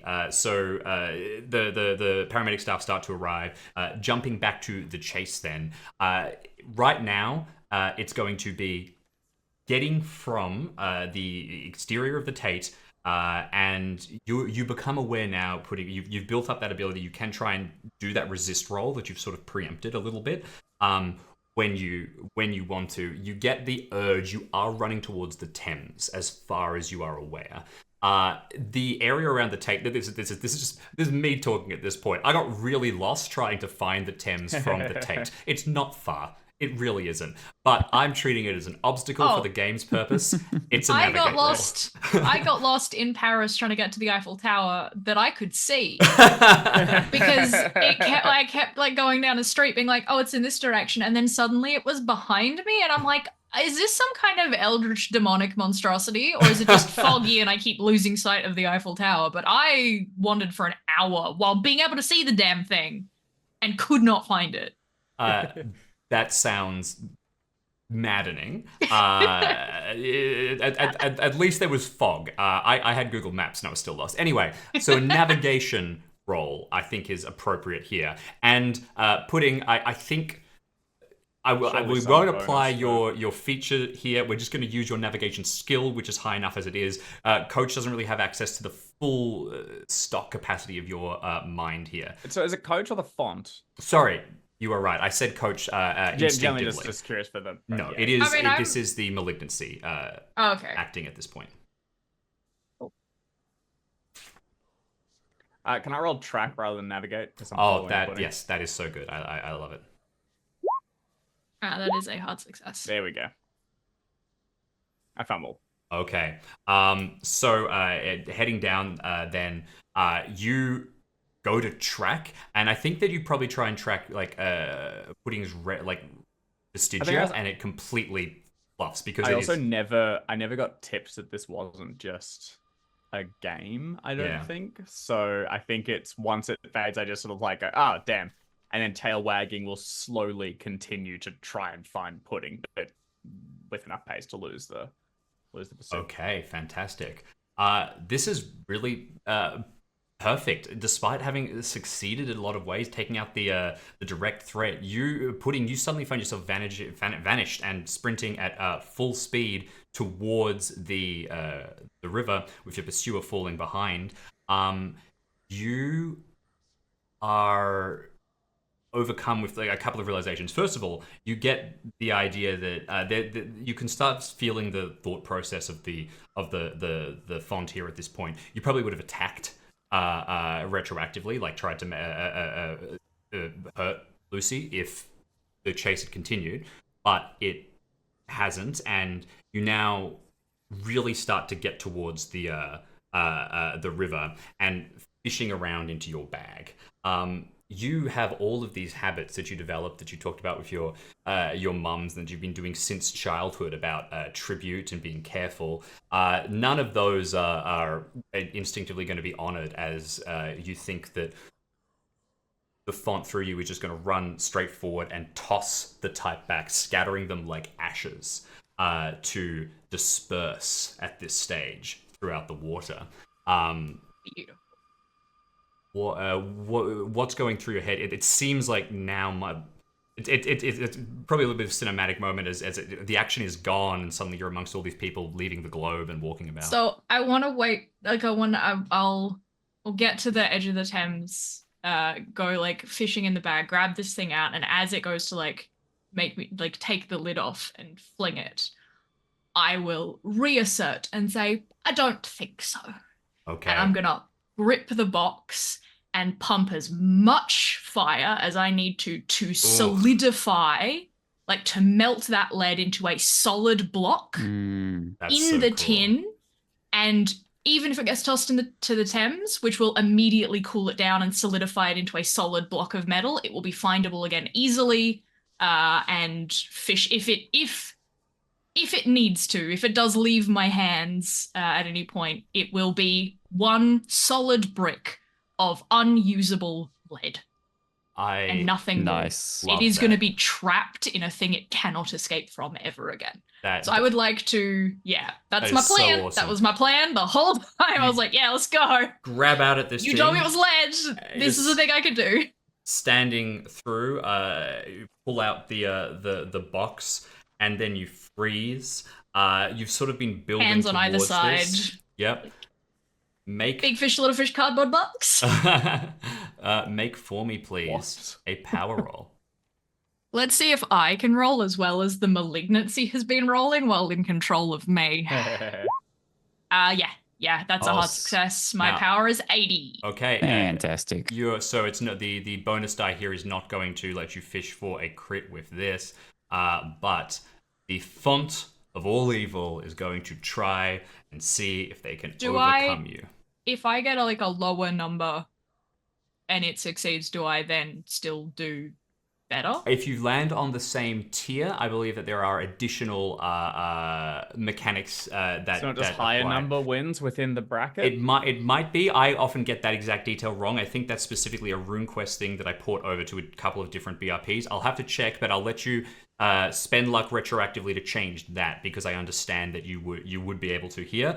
It's more like whether it's worth rolling the. I might see what it gets. Roll the bonus die. Just. Same number 30. Okay. All right. So, if I can spend some luck retroactively, if it because as we don't know what the rule is, I would know before. That horrible vestigia hits your not nostrils but your mind again, and then the roll coming through just as soon as it inevitably does. Spend luck to get a lower level or highest skill wins. Okay. All right. Not needed here, because that is a straight up fail. From the malignancy. It is strong, but willpower. Not enough here. So you break Power free. Of optimism and spite. Break free of that.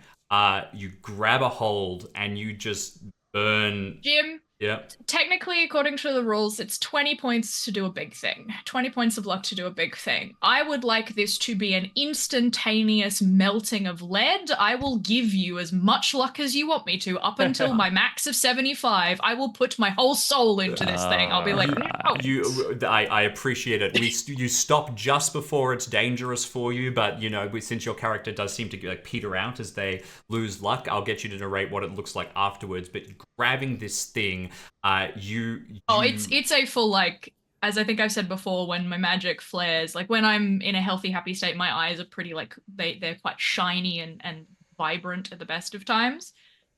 They become full sun through a emerald green stained glass window. It's that like yellow green, hyper colored. It looks like they're backlit, although there is no light coming through them. And you just watch this metal box get redder and redder and redder and somehow still maintain its shape, because that is part of what I am doing, is also ensuring that this thing stays structurally the same whilst getting incredibly hot. And also, if the tin is not lead, it will take more heat than the lead inside. And you just watch as this little, like this diminutive pixie looking human holds what looks like the nuclear center of the sun in their hands, just like Sick. full face. And I think there's almost like there's a moment of like the cheekbones and the jawline get sharper and the eyes get more angular, and there's more of that like aquiline of what you would consider like a traditional, like a fae elf, like the slightly demonic looking versions of elves where they just go real pointy. And there's like, you could swear for a sec that Pudding's teeth, like they have fangs. Like it all just gets a bit animalistic as they just like force everything into this box. And then immediately also, as soon as that is done, withdraw all the heat from it. Because I have control over fire. I can just go, nah, all gone. I love it. The box is starting to just melt for a second as you fire all of it in, and then the font does one last thing. As Lucy arrives, you'll be able to spot this, finally finding where Pudding is, mostly as a result of the bursting vestigia. Jeez, man, I almost lost you, baby. Having a fun time. There is a god-awful scent, and I think that, like, in this moment specifically, Pudding has a vestigia that would probably actually ended up embedded in this metal, because metal's pretty good at retaining it. I don't have a Signare, because I'm not a magic caster, but my vestigia, is the sound of shattering pottery, smell of burnt toast, and a sudden release of tension, which I feel is very apt here. I would also like to add that with the mixture of what's going on here, there is a slight undertone of offal. Perfect. Which is what Pudding Lane was originally for. Hell yeah. And you're holding this molten lead at this point. The people on the street looking towards is exactly your description. And with the last use of its capacity to kind of manifest, you're right close to it. As these keys all melt, it fires one out. Like a bullet, which catches an explosion of hot lead, and the ball of the sun in your hand fires straight towards you. Here's what I think we're going to do. I will ask you to make I think that it ask you to make a fighting check. Just because now I haven't exactly calculated, because you're giving so much luck. I don't want to dive into the mechanics of point by point. I was going to say fighting dex. I'm also happy to do a power roll, because I'll tell you what, let's just resolve this with, power seems, if this is in the domain of magic, even though technically it's making an attack against you for narrative purposes at this point, just give me a power roll, and based on that we'll see the result of that, and we'll factor in all of the luck that you spend for it. That is so, if I don't know how much luck I have spent on doing this, so if I have some to burn, I will bring it to a success or not. I think the perfect balance here is that you burn it down, you melt it, it fires out that last thing. So in the final moment, there is a spray of hot metal that splashes across the side of your face. You are partially immune to the damages of fire, but this is a higher level. Molten metal, that's gonna hurt. Which, like, so you yelp it and go back. Pull it off your face, and you're looking at now the sludge on the ground that will harden. It's dead, but it leaves some kind of, you can style a scar if you would like there at that point. It's a final sort of, if it's magically imbued lead or like magically imbued metal, I love the idea that I actually fully have like some kind of metal, like sort of Splatter. embedded, like yeah. Would you like Like, would you like a letter? It could be the Just final a T print. or a P, like in pudding. I think just I honestly I think just Interrobang. like yeah, kind of looks like an Semicolon. exclamation mark if you look at it in the right light. Nice. That's hilarious. But yeah, I think the fact that I am magical and kind of fire adjacent, the idea of having metal that's kind of like fused in with my skin, because that's just like kind of what happened in that moment. Like, it's fine. It doesn't hurt.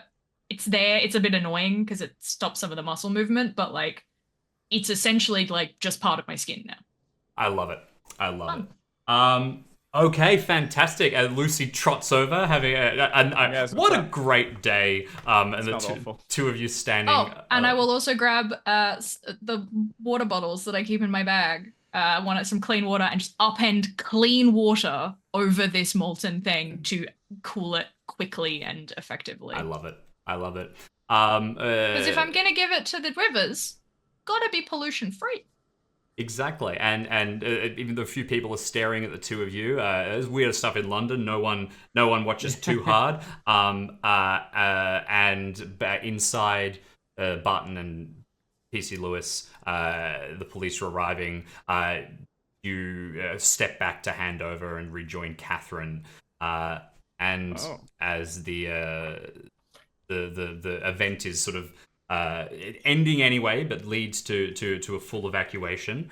I'm sorry you have to leave now. The font of all evil is dealt with. Congratulations. Well done, that. all of you. Words. That Pudding is definitely is getting to the like very sleepy, eyes are now coal colored stage. Yeah. Looks a little bit like they're coming down with the flu. Gonna need some warm beverages. I love it. Yep. So that is the font of all evil, or at least Excellent. a heavily altered adjusted. one. We actually have the author of the scenario with us in chat right now, who I'm sure is enjoying the liberal changes that I've made. There's a couple of housekeeping things to close off our Rivers of London run. Questions then. First of all, what happens to Coach? Coach survives. I presume you attempt to throw the book at this guy. Yeah, we've got enough on him aside from Jim? the stuff he did while sequestered. Mm. Like he was, well, I mean, we can't prove either way, I guess, whether he was sequestered when he killed Edgar. Yep. Is that the name? I think we can probably prove that because he didn't have the font Yeah. yet. He didn't Right. have it I also yet. feel like He That's didn't right. have the last parts of it. Yes. Isn't Yeah. actually it's the other way around? It's easy to throw the book at him because he Yeah. did all of this stuff. It's Yeah. hard to not Yeah. It's throw also them easy to because throw it the Good book at him listed. because he Good printed luck it. to him. Good luck to Yeah. him finding a Yeah. solicitor who's going to Argue like that make the there's a argument. fucking ghost. There was Yeah, a ghost in his but head. my client was possessed. Oh, Yeah. was he now? Okay, well, You're maybe also an going to asylum jail. instead of prison, but Yeah. either way, institutions all around. The sort of key is that the Folly does have capacity to sort of lean in with sympathy for people who are possessed. This is not one of those circumstances. Coach, Dude was always a bit he of a shit. attacked Exactly. and killed someone to get the piece. yeah. Yeah.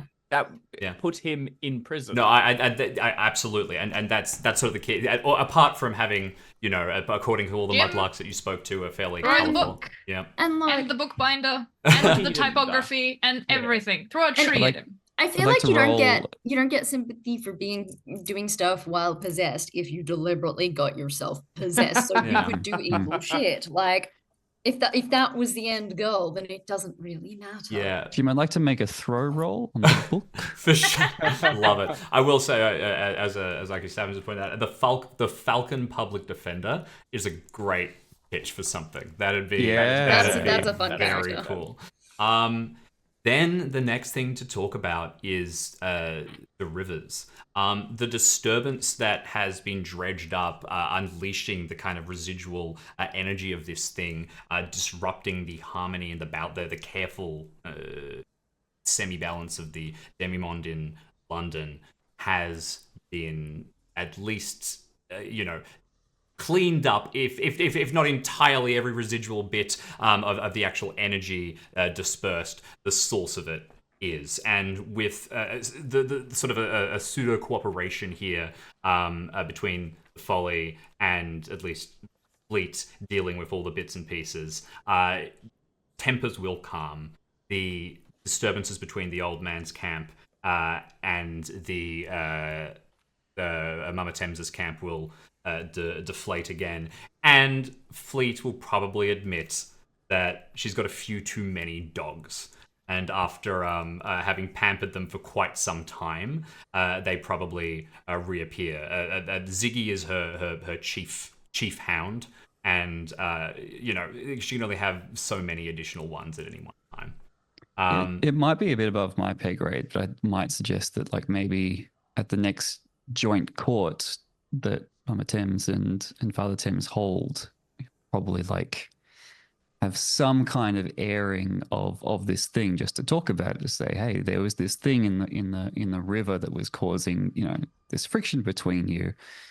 Give Father Thames the chance to see it and understand what happened, because it's like a relic from the time and partly responsible for the death of his sons. I think that's. I mean, I was gonna. My offer was putting as kind of lent a little bit more into the Demimon, lent a bit more in finding out about this. Probably will, whether they're taken up on it or not, offer, like if they get a chance to either via Fleet or directly to Mama Thames, say that they would be very willing to, while the tensions are still high, be an intermediary of like, I'm not part of the river system, but I'm happy to like go and speak to Father Thames independently and tell him what happened as someone who was involved in it, and kind of lean a little bit more into becoming the, as much as I'm a Folly outreach at this point, I'm very good at talking to people and I've made a lot of friends. So the idea of going into essentially like a diplomatic role in the Demimond feels kind of good and fun. There's definitely a difference between like being associated with the Folly and being a Newtonian practitioner. It's like, that's a little bit of bridge too far. So definitely a good idea to have a non-Newtonian talking as a go-between between the Folly and the rivers. The other thing is that while the Folly does have some pretty direct ties to Mama Thames's family, there's less direct ties to the old man of the river. What I like is that the Fire of London predates the Great Stink, and there's probably some family history if you go back far enough. If anything, the fire probably like slowed down pollution for a time. I mean, there was a lot less production going on. Yeah. Good way to interrupt industry is to just burn a lot of it down. So that seems very fitting to me. PC Lewis, it wasn't entirely clean this time, but there was, look, Coach survived, the font was dealt with, and no great diplomatic event occurred. You even managed to keep Angelico Zahn at least moderately satisfied with the whole thing. We didn't have to evacuate her show. She didn't have to step in and be a bigwig about anything.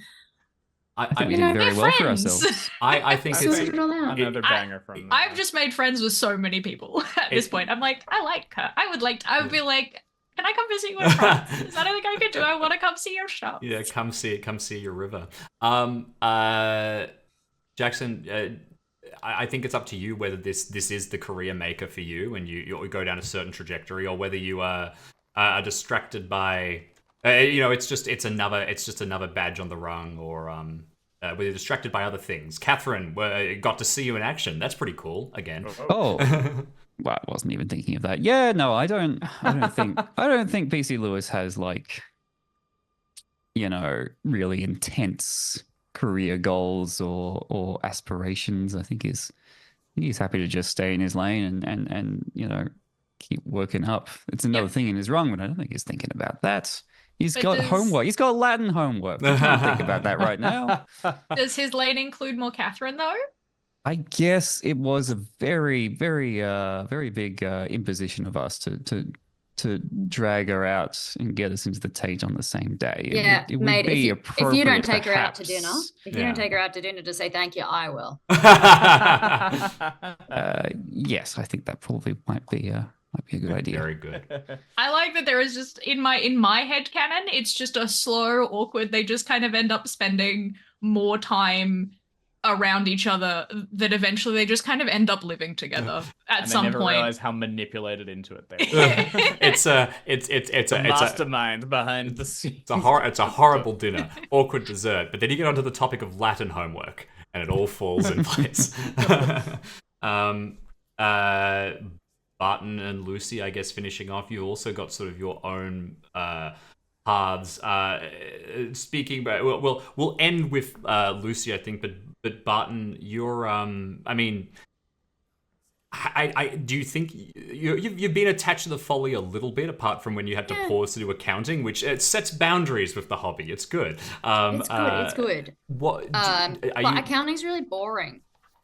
Are you especially when you're like finding mummies in the underground and good photo freezing possessed miscreants in place? That was all very exciting, actually, and I feel a bit of a midlife crisis coming on. So I don't think I'm going to take up any more accounting clients, and I might, offer my photographic services first and foremost to the Folly. They do have a lot of, dare I say, shit that archiving it might be.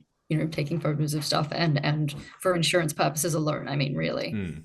I think the key interest here is that there's no way the Folly is properly insured. Let's just leave it at that. You fall closer into the Folly rather than closer into the hedge wizardry, which I think is interesting. It just sort of it's. I think I'm resistant to learning magic through the Folly. I think I've done my fair share of schooling, and I'm quite well and truly done with the Thomas Nightingale method of schooling, that a general thing. So I think I'm pretty set on being like, I learn in my own way, and this is not going to work for me.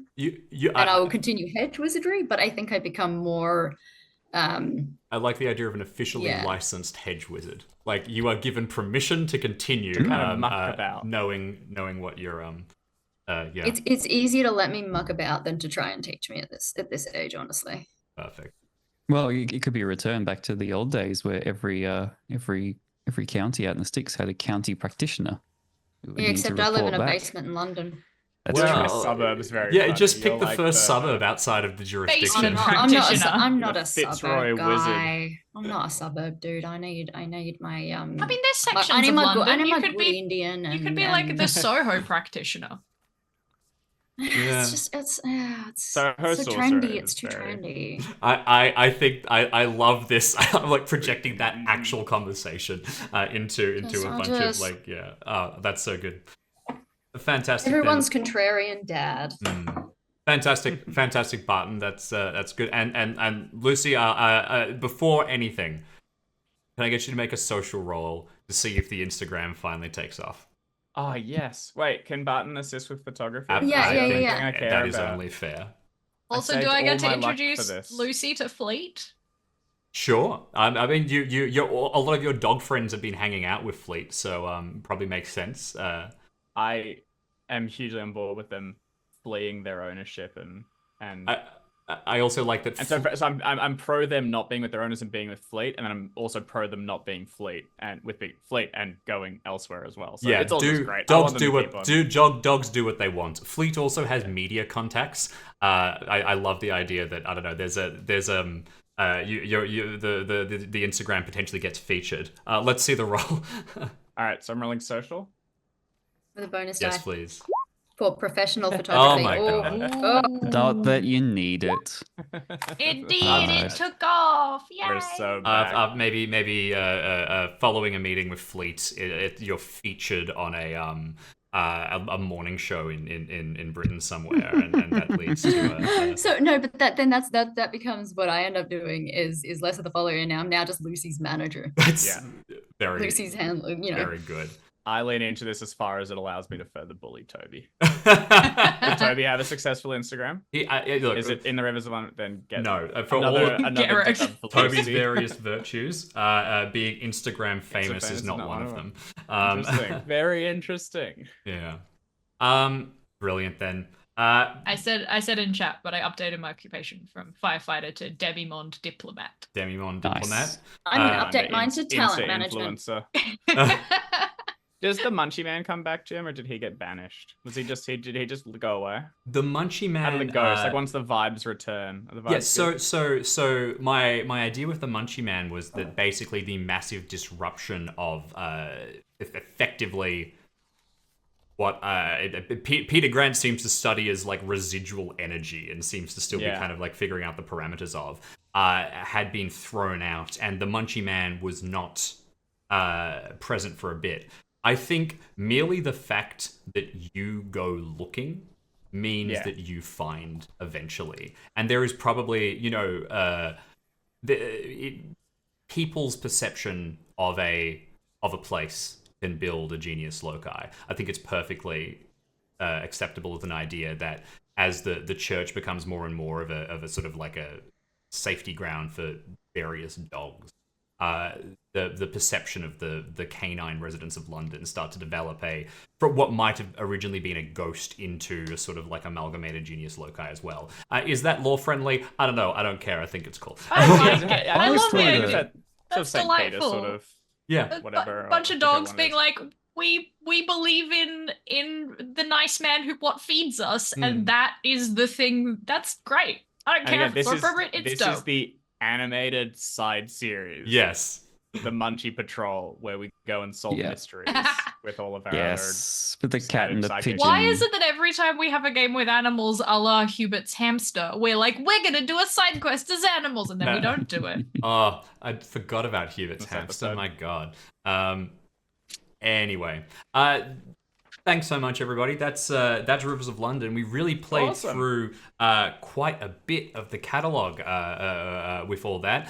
Thank you. But it sounds like you said there were a lot of deviations. There especially in were. that We scenario. definitely, So it sounds like you might have to go to chaosium.com, drive through RPG, and pick up a copy of The Fun of All Evil, Murder and Mayhem Beside the Thames by Paul Badowski and Lynn Hardy to see what else the adventure might have in store. Absolutely. So there's sound plenty. I don't know. Plenty more what to do we see. know?